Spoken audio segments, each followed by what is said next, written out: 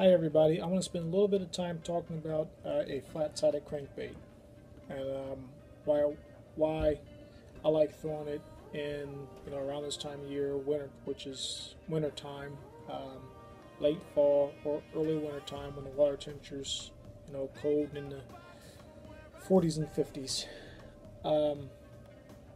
So what is a flat-sided crankbait? A flat-sided crankbait is a crankbait that has flat sides to it, like this bomber right here. See, it has flat sides on it, unlike the bomber middle A, which doesn't have any flat sides on it. So there's one difference. And what happens is, and this is a bomber fat-free shad. This is one of my favorite flat-sided crankbaits, and it's a square lip.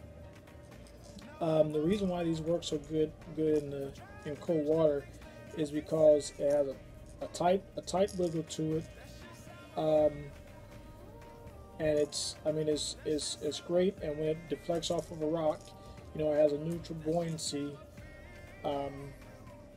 unlike a fat crankbait would. So it'll suspend a little bit in the water before it floats up, and that's what makes a flat-sided crankbait so great. And that bill, and this is a square lip instead of your traditional round lip, it's going to help that deflect off of the cover a little better. So it'll hit a rock and it'll just sit there for a minute before it starts to come back up the water column. This time of year, the colors I like to throw is this right here. This is like a chartreuse purple bag. Foxy Bomber calls this Foxy Lady color, or this the Fire Tiger color, which is right here. And these will dive 6 to 10 feet. It'll get down there 10 feet on 10-pound line. And around this time of year, what I like to throw is I'll throw this on copolymer line, because the copolymer line is a little bit more forgiving in cold water and in cold weather. It resists the cold a whole lot better than say monofilament or fluorocarbon would. So, and this is what I got on here is P-line fluoro clear copolymer. It has a fluoro coat on it. It's fluoro coated, so it has a fluorocarbon coat on it. And it has some stretch, but it's really low stretch, unlike fluorocarbon, which has no stretch to it at all. So yeah, 10-pound test line, and I like to throw this on a 5:4 gear ratio reel. And my setup is a Revo winch. So here's a Revo winch right here, and this is the 2.0 Veritas rod, and I'll get to those here in a few. But this crankbait, it has such a great vibration that the fish can almost stand it. And the way I like to fish this is where there's current, where the current is pushing up against rocks. I'll parallel to some rocks, and where the current is pushing up against the rocks. What happens is the bait fish are doing that, and these bass will stay within the rocks, and I'll fish a steep bank, so 45-degree steep bank, and I'll throw up there and I'll crank it back. Now on a steady retrieve, and sometimes if I'll hit a rock, I'll stop it, and when I go to crank it again, then the bass will come up and hit it. Let's see what else. Colors: Fire Tiger, this Foxy Lady, Sun Perch, which have a little bit of pink in it, Chartreuse Black. Anything that with chartreuse on it works. It just seems like because the water have a little bit of stain to it in the winter time, and it have a different color to it. So these fish need something they can see, and with this diving 10 feet on this copolymer line, the fish will be able to see it. It does have rattles in it. I do throw rattles in the winter time. It helps them fish locate it a little bit better.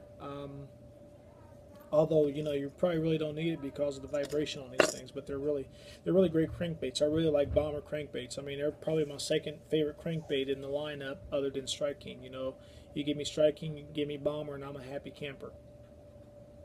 On to the rod and reel. I like a slower gear ratio reel because it'll help that crankbait stay in the strike zone longer. I like a slower gear ratio reel anyway for crankbaits, just because you know a 5 to 1 or 5-4, 5-3, 5-6 to 1, 5-8 to 1, whatever, a 5 to 1 gear ratio reel is ideal for a crankbait to me anyway. Every now and then I'll throw a maybe a square bill on a 6-4 to 1 gear ratio reel, but I try to stay with a 5-4 to 1 gear ratio reel. The rod. About the Veritas rods, cranking rods, the winch rods, is they're a graphite rod, but they have a lot of parabolic bend to them. So it's a graphite rod, but because it's a graphite rod, what's going to happen is, unlike a glass rod, to where it's real flimsy, or Gene Jensen likes to call them, Fluke Master likes to call them a noodle rod. What happens is it's a graphite rod, so when I go in a side sweep that crankbait to set the hook and it loads up, then it's going to drive them hooks in there pretty deep, and I'm going to catch that fish. Or if I am using a glass rod, and so I do like using glass rods, what I'll do is I'll just make sure that my hooks stay sharp throughout the day if I'm down there in rock or something like that. But yeah, these bomber flat-sided crankbaits, you have the KVD 1.5 crankbaits, which are really good. I like using those. So here's the thing. Go out, if you're still fishing around this time of year or even early spring, get some flat-sided crankbaits. Go out, chartreuse, spend some time with them. You won't go wrong. I'm pretty sure you'll catch fish. Get your setup. And, I like using Abu Garcia. They've been good to me. I fill my spool all the way up. As you can see, that's 180 yards of 12-pound line right there. So get out, throw a flat-sided crankbait around this time of year, to locate fish. If you get on a good school, you got it made. So go out, have fun, and thank you.